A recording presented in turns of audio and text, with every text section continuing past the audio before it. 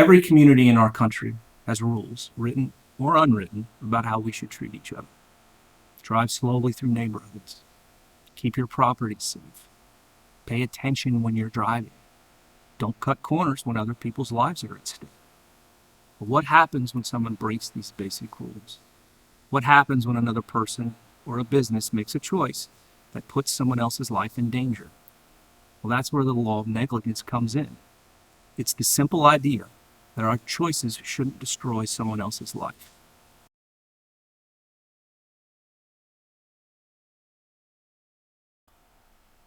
Negligence law exists because we live in societies. We live around each other. We drive next to each other. We walk into businesses trusting they're safe. We send our kids to places trusting adults will watch them. Every one of us depends on other people to do the right thing. Negligence law is society's way of saying if your choices put someone in harm's way, you're responsible for the harm that follows. It's about accountability. It's about fairness. It's about protecting the people who get hurt when someone is careless.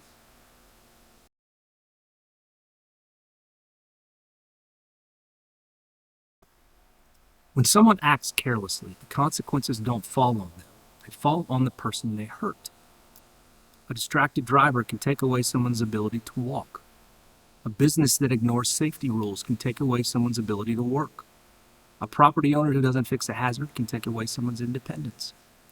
Negligence law exists because without it, the person who caused the harm walks away unchanged, while the injured person is left to rebuild their life.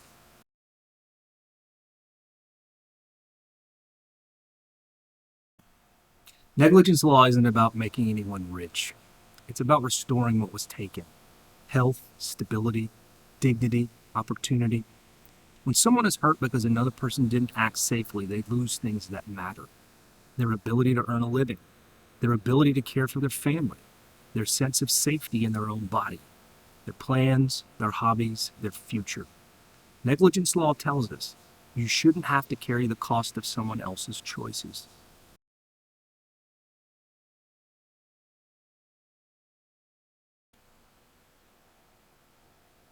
We all want freedom.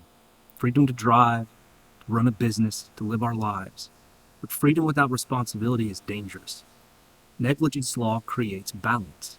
It says you can run your business, but safety of the community comes first. You can drive your car, but you must pay attention.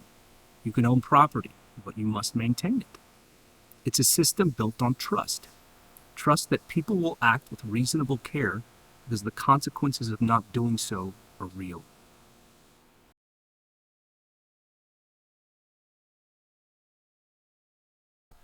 People often say, it's just an accident.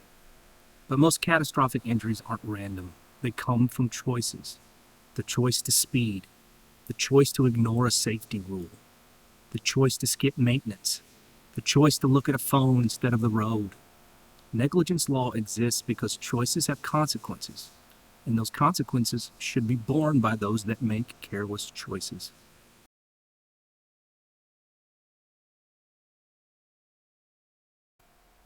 Think about the places you go every day.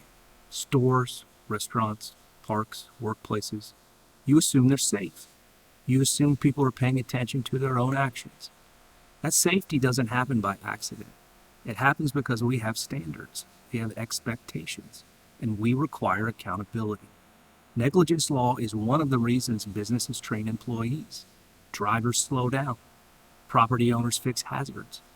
It's not just about individual cases. It's about keeping the whole community safer.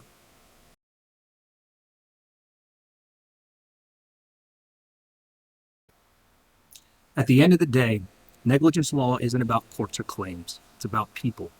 Real people whose lives are changed because someone else was careless. The father who can't return to work.